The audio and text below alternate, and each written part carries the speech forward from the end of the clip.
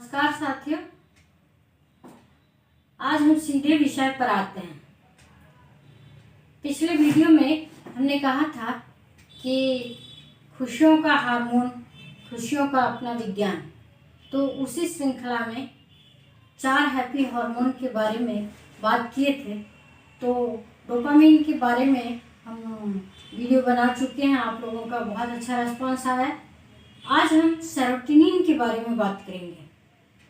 तो आपका सहयोग बहुत ही अच्छा लगता है, हमें बहुत उत्साह देता है और खुशी मिलती है हमको भी, हमारे भी हैप्पी हार्मोन इन्हांस हो जाते हैं। तो साथियों, आइए आज हम बात करते हैं सेरोटोनिन की। हैप्पी हार्मोन में कई हार्मोन होते हैं, असंख्य अरबों खरबों न्यूरोट्रांसमीटर होते हैं और बहुत तरह के हार्मोन होते हैं, पर मुख्यतः खुशियों के लिए 4 हार्मोन जिम्मेवार होते हैं। इसके अलावा भी बहुत सारे हार्मोन हैं। तो इन 4 में से सबसे पहले हम लोगों ने डोपामिन पे बात किया। आज हम सेरोटोनिन के बारे में बात करते हैं। इसके पहले हम शुरू करें, आपसे आग्रह है कि मेरे वीडियो को देखिए, लाइक कीजिए, सब्सक्राइब कीजिए चैनल को और शेयर ज़रूर कीजिए, क्योंकि क्या पता किसके लिए ये वीडियो फ़ायदेमंद हो जाए, किसके जीवन में चेंज ला दे, किसको ऊपर इन्हांस कर दे। तो जनहित में, अगर अपने हित में नहीं भी तो जनहित में आप इस वीडियो को ज़्यादा से ज़्यादा साझा करें। तो आइए बात करते हैं। सेरोटोनिन एक न्यूरोट्रांसमीटर है और यह एक हैप्पी हार्मोन में काउंट होता है।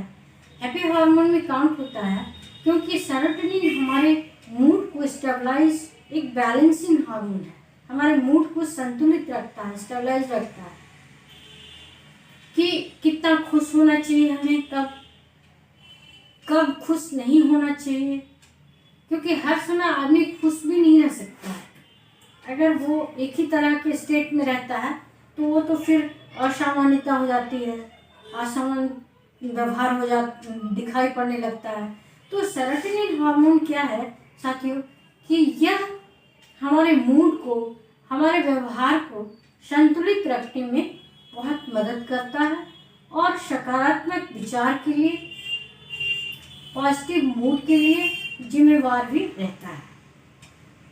तो इससे जो हमारा मूड है वो बहुत हल्का फुल्का मन रहता है। जब ये अच्छे लेवल पे रहता है, बैलेंस लेवल पे रहता है, तो जब ये थोड़ा सा बढ़ता है, क्योंकि एक ही मात्रा में हार्मोन कभी नहीं रहता है, अप्स एंड डाउन होते रहता है। तो क्या है कि जब ये थोड़ा सा अप होता है तो हम लोग बहुत खुश हो जाते हैं और ऐसा खुश होते हैं कि लगता है कभी बहुत ज़्यादा खुश होते हैं, कभी कम खुश होते हैं। तो क्या है कि ये हार्मोन जो है बाहरी वातावरण और आंतरिक वातावरण दोनों को सामंजस्य बैठा के हमारे व्यवहार के रूप में प्रदर्शित होता है। यही है इस हार्मोन की मुख्य क्रिया।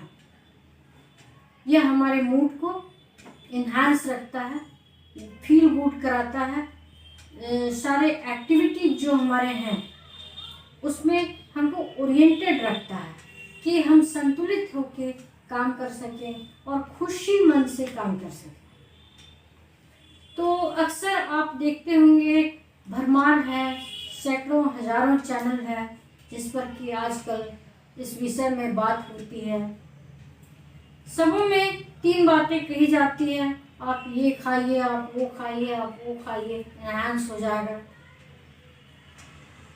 लेकिन मैं कहती हूँ कि योगाभ्यास, यह सब लाइफस्टाइल पे डिपेंड करता है। योगाभ्यास, पौष्टिक आहार और थोड़ी सी कसरत, काफ़ी और संतुलित व्यवहार, इतना ही चाहिए किसी हार्मोन को संतुलन में रखने के लिए। लेकिन जब कभी आपका हार्मोन कम हो जाए तो क्या होता है, उदासी हो जाता है, मन नहीं लगता है किसी काम में, मन उचाट सा रहता है। कितना भी आप कोशिश कर लें तो आप उस काम को कर ही नहीं पाएंगे।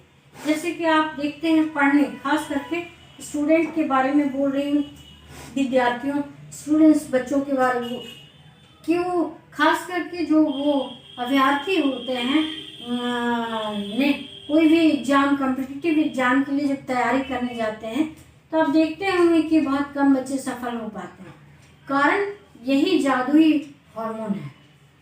क्या होता है ना कि जब ये अप्स एंड डाउन्स होता है तो क्या होता है कि चाह के भी हम वो काम नहीं कर पाते हैं जो हमको करना चाहिए या जो हमको करना अनिवार्य है। क्या होता है, हमारे दिमाग में भटका होता है। जैसे कि बच्चे पढ़ने बैठते हैं तब लगता है कि अरे थोड़ा नाश्ता कर लेते हैं फिर पढ़ते हैं, फिर उनको लगता है नाश्ता करने में मज़ा आ गया तो फिर उनको लगता है कि अच्छा थोड़ा 2 मिनट लेट लेते हैं उसके बाद पढ़ेंगे, पूरे 10 घंटे पढ़ेंगे। ऐसे करते करते करते करते पता चलता है कि उनका पूरा दिन ही बर्बाद हो जाता है। मतलब जो काम वो करने के लिए आए हैं वो काम छोड़ के बाकी सारा काम कर लिए हुए, लेकिन वो काम नहीं किए जो उनको गोल की तरफ ले जाता है। तो ये जो हैप्पी हार्मोन, जितने हैप्पी हार्मोन हम लोग पढ़ेंगे, 2 पढ़ चुके हैं डोपामिन के बारे में, आज सेरोटोनिन के बारे में पढ़ रहे हैं, उसके बाद एंडोर्फिन एंड ऑक्सीटोसिन के बारे में पढ़ेंगे। तो ये हमारे हर उम्र, हर जीवन शैली में ये हमारे लिए बहुत ही उपयोगी और अनिवार्य तत्व है, चाहे वो विद्यार्थी जीवन हो, चाहे गृहिणी हो, चाहे कोई भी हो। तो मान लीजिए कि आपका हार्मोन कम हो गया और लगातार कम रह रहा है, आपको कैसे पता चलेगा?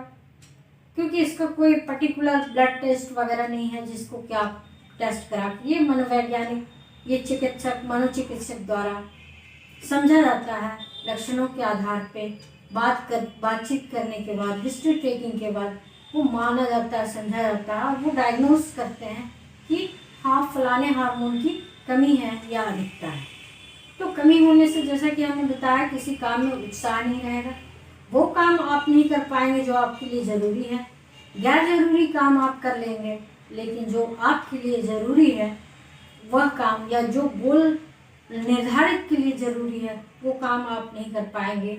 भटकाव हो जाएगा, मानसिक भटकाव, चलो थोड़ा ये कर लेते हैं, चलो थोड़ा ये कर लेते हैं, और जो मेन बात है वो आप भूल जाएंगे। क्यों भूल जाते हैं? क्योंकि ये जो जब कम हो जाता है तो फोकस्ड नहीं होने देता है, एक जगह पे फोकस्ड नहीं होने देता है। तब क्या करता है, जो ब्रेन के दूसरे न्यूरोट्रांसमीटर है तो वो सोचता है हैप्पी हार्मोन कम हो गया तो कहाँ से हैप्पीनेस लाए, अच्छा ये करते हैं, अच्छा बड़ा मज़ा आया तो हाँ ये करना चाहिए, तो मोबाइल देख लेते हैं। ऐसे इस तरह के इसके लक्षण होते हैं। जब लगातार आदमी उदास, निराश और इस तरह के भटकाव वाले व्यवहार में रहे तो उस समय कोई सलाह या कोई पौष्टिक भोजन या कोई व्यायाम या यौगिक क्रिया पूरी तरीके से कारगर नहीं, क्योंकि एक तरह से व्यक्ति मानसिक तौर पर बीमार या कमज़ोर हो चुका है। तो सबसे पहले उन्हें अगर ये स्थिति लंबे समय तक रहती है, मोर देन 1 मंथ, तो आप तुरंत से किसी साइको काउंसलर या किसी मनोचिकित्सक से तुरंत से परामर्श लें। इससे पहले की स्थिति ज़्यादा बिगड़ जाए तुरंत से परामर्श लें। तो वो कुछ दवाइयाँ देंगे, तो थोड़ा सा जब इस्टेब्लिश्ड हो जाते हैं आप, तब meditation, yoga, exercise and healthy diet काम आता है। क्योंकि आप जब ये इम्बैलेंस होता है तो आप हेल्दी डाइट ले ही नहीं पाएंगे, आप एक्सरसाइज कर ही नहीं पाएंगे, आप योगा प्राणायाम कर ही नहीं पाएंगे, क्योंकि आप फोकस्ड नहीं हो पाएंगे, आप एक जगह टिक के बैठ नहीं पाएंगे, मन नहीं लगेगा उसमें, बेचैनी, रेस्टलेसनेस रहता है। तो इस तरह से डॉक्टर के पास जाइए। अब आते हैं कि सेरोटोनिन की कमी से तो ये सारी लक्षण होती है। अब सेरोटोनिन अधिक हो जाए तो क्या होगा? कहते हैं संस्कृत में अति सर्वत्र वर्जित, चाहे अमृत जैसा चीज़ भी हो मगर अगर अति हो जाए तो वो अच्छा नहीं होता है। उसी तरह हालांकि ये बहुत रेयर देखा जाता है, पर अगर हो जाए किसी कारणवश, किसी वजह से, बाहरी तत्वों की वजह से, ज़्यादा अधिकतर आंतरिक तत्वों की एक्टिविटी से ही होता है, बाहरी तत्व से प्रभावित नहीं करते। कम होने में बाहरी तत्व प्रभावित कर सकते हैं, पर ज़्यादा होने के लिए वो बाहरी तत्व उतना प्रभावित नहीं करते हैं। कुछ तत्व है जो आगे हम आपसे बात करेंगे। तो उसमें क्या है साथियों कि तब व्यक्ति अनावश्यक खुश रहेगा। खुश रहना एक अच्छी बात है, लेकिन जब अनावश्यक खुश रहेगा और हमेशा ऐसे तलाश में रहेगा, जैसे कि शराब पी लिया, अब जो पहली बार शराब पिया तो उसको बड़ा फील गुड होगा, अरे यार यही तो फील गुड का फंडा है, तो फिर उसी को ढूंढना शुरू करेगा और हमेशा हैप्पीनेस के लिए चित्र विचित्र काम करना शुरू कर देगा।